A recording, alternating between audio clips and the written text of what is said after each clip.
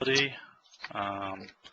You may want kitchen packs or particular utensils. It really doesn't matter. Electric kettle maybe. Assuming they've added all that from the shop, they can go to view cart and check out. They can up the quantity if they, for some reason, want 2 hoodies. They might want to change that here.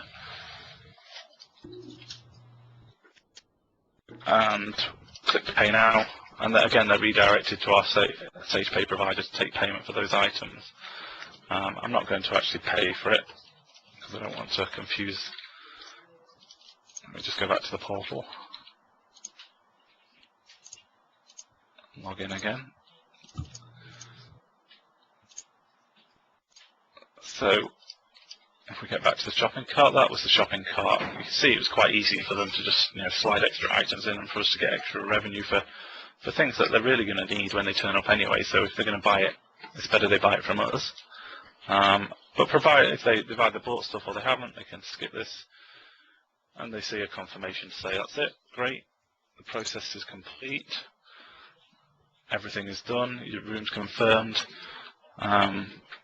Welcome them on the day they're going to arrive. Again, all this text is configurable by the particular administrator, so just because this is the way the UK have set everything out, it wouldn't mean necessarily that the US market would be the same. So that's online leasing. You see, knowing what I was doing and not really caring about my selections, I got through it in maybe in 10 minutes. From nothing to having a confirmed booking. Obviously the experience for the students is slightly more drawn out because they need to take in what they're reading, but I still think realistically you could go in half an hour and have a completed booking with the rent paid, all of that automatically posted into the account on StarRez, which I can demonstrate it should be there. So if I was to go in here, actually I didn't process the payments, but it would post them automatically to the ledger as you would expect using the right charge groups. So that's the online leasing process, and I've started with that because it does form the backbone of the whole system. And it is really, to get the best efficiencies, is encouraging people to use this over signing manual leases is imperative. Does anybody have any questions or want to see anything on the actual online part in a bit more detail? Thomas, I have a question. Yvonne from UTSA. Fire away.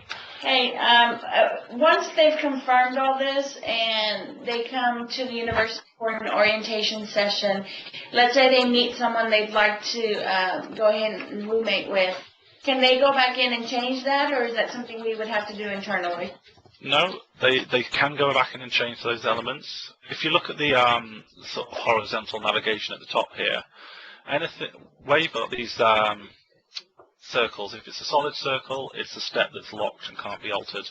And this is that they don't change the application after they've already done it and pretend that they signed up for something they didn't. However, you'll see that the roommate profile has a circle that's not filled in. This means that they can go back in and change these. So they could potentially opt into the roommate profiling after they've finished, or they could opt out and stop getting requests. But more importantly, for your question, they can go to the roommate requests page, they could find new roommates. Provided they've got space in the flat, they could then pull these people into the flat with them. So where you have online room selection, they've got roommate pull-in. Now I haven't got any roommates, so this isn't going to work, but I would actually find the flat that I'm in, and then I can reallocate the remaining rooms to the people that are in my group. So in a short answer, yes, they can go back on and continue to add people that they've found, as long as nobody's filled in those rooms in the interim. If they have, obviously they will need to contact the accommodation team and ask them to move things around and try and sort it that way. Okay, thank you. Okay, you're welcome. Okay, shall I move on? Are there any other questions? Thomas, I had one question for you. Go for it.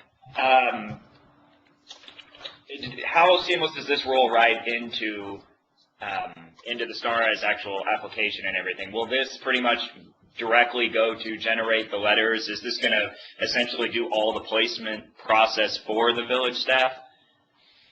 What additional steps will they need to do? Because currently we're pretty much just doing it manually and contacting people and so forth. Will this generate easily into StarRez and then allow us to just easily contact or send a generic letter out to them? Yeah, there's a number of, in the UK, there's a number of points in which the accommodation team have to touch this. Now, as to how many of those points there are, pretty much depends on how your legislation in the US works, because there may be things that we can't avoid but to do manually. However, it's minimal. So, for instance, the application portal can send emails automatically when they complete a certain step. So, you've already eliminated a certain amount of communication. You can see here, if I go into the record that I've just made, there's absolutely no reason for us to be creating a booking or allocating, because we've done all that online. It's made this booking. We can see when they're due to arrive. We can see the room type and the room they're in. It's all been handled for us. So in the UK, the biggest sort of manual process we have is we have to mail them or email them, a copy of their contract. The portal at the moment can't email attachments that have been sort of merged as a mail merge. So we do that on bulk after the fact. It's not a big process at all, because we can do it on bulk. We can just find all the residents that have signed online and send them an email saying, this is your contract, here's a copy of it. You've got so many days to argue it and say this isn't what I signed up to. And that's the only thing that we really do manually, or should be doing manually. Okay, so that makes sense. So to clarify, just quickly, let's say we're about 2 weeks before move-in. Is there just one report that you pull that can then just automatically email individual applicants and tell them it's some type of confirmation stating these are the roommates you selected and so forth, or is that a manual step?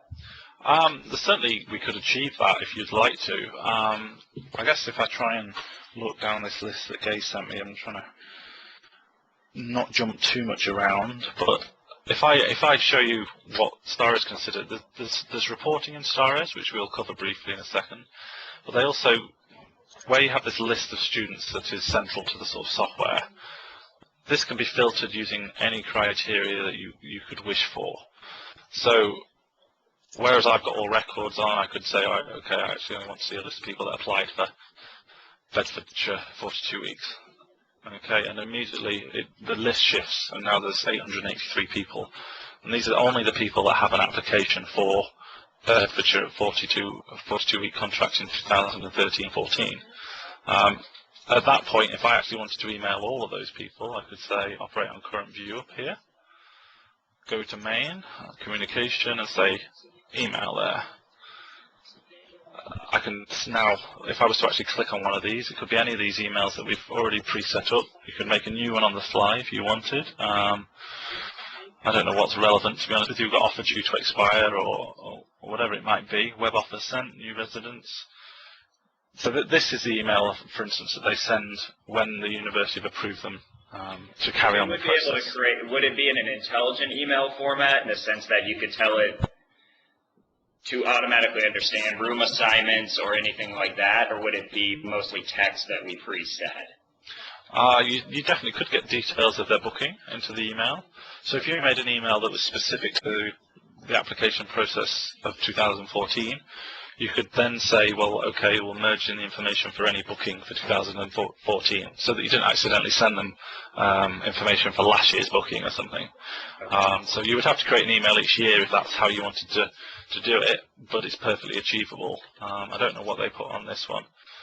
They've actually used a HTML template, which probably is going to make this quite hard to interpret. But you can see here you can merge in. These are the default fields here that they provide, which is information on bookings, information on the resident. All of that can be merged into the email template and then saved to be reused, so you're not having to rewrite it each time. But these can get very complicated if you need them to. So that might be the standard fields. You could actually write a report and then use those fields from that report in the email. So if you were finding there were fields missing, you could use a custom report to bring extra fields into the email.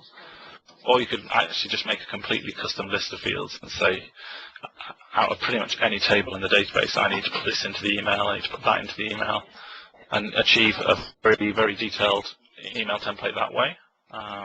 Obviously, Some of this gets quite complicated the more detailed that you want to be, but there's absolutely no reason you can't have someone at administration level doing it, creating the template for the villagers to use. Well, yeah, I was just thinking mostly roommate. I know you said it pulls all of it from the online application into there. I was just curious if we could send out, I know two of our competitors can send out emails with move-out information and generate lists to mail as well. That form pretty much will have the roommates they requested, basic information and stuff like that. It seems like a minor step, but it saves countless hours leading up to move-in when you have thousands of people moving in maybe in that given time frame. I didn't know if that would be a simple form. Yeah, no, it's definitely achievable as long as you can define what those communications need to be. And the data exists within StarRez, you can then put them into emails. So that's how you can bulk email. That's a brief sort of overview of bulk email, I guess. And as I said, this list of students here is very dynamic if it needs to be. So whereas they've already created these filters for you, so you can filter by anything they've thought of, you can also create what we call dynamic lists on there as well. Now, dynamic lists are basically custom filters, so I could click on this plus and make a new one for myself. And we could do anything we like. Entry age is, greater than 27. I don't know why we'd put 27, but we could. And now we've got a filter of all the students that have an age greater than 27. I then say age greater than 27. I'm just going to save it. Now I'm saving this in a personal folder, so it's not visible to anyone else. However, we can create shared lists that are used by anybody, and this is what all these are. These are the various village ones, but I'll save it in my personal one because it's a pretty pointless list. And I should hopefully then be able to filter. This is everybody in our system now that's age 27 or older. And that's just a basic example. It can get very complicated if you need it to be. So it could be, show me all the people that didn't have a booking last year but have one this year, or show me people that have had bookings for 3 years. It's entirely up to you. And the same thing with debtors, show me anybody with a debt over 200. We can create a dynamic list for that as well.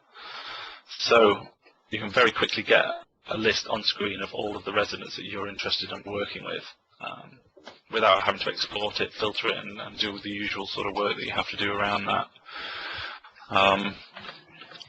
In line with that, and I think this was quite an important question that I had of somebody, is the ability to edit the reports that exist. So if I go to the accounts, for instance, I'll reset this to all records again. I'll run an AR report and say, okay, we're going to have an AR report with a debtor balance is greater than $200. I'm only interested in accommodation groups. Let's try that, see what happens. StarRez should go off and think about it, go and find some of these people. So we've got a big list of all the debtors by name, etc., etc. We can export that to the usual formats. And note that it does export properly and doesn't put weird columns in that I've seen on other systems. But one of the powerful features here is that obviously that was a list of debtors by name. There's no reason why you don't go in here and change that and say, okay, well actually I need their date of birth in case they're not old enough for us to chase in a certain way, or I need to put in their address, their current active address, or their home address. We can put their home address in here, and the zip and the street name, whatever it needs to be, and then run exactly the same report with that extra information. I do need to group by it though because it's a summary report.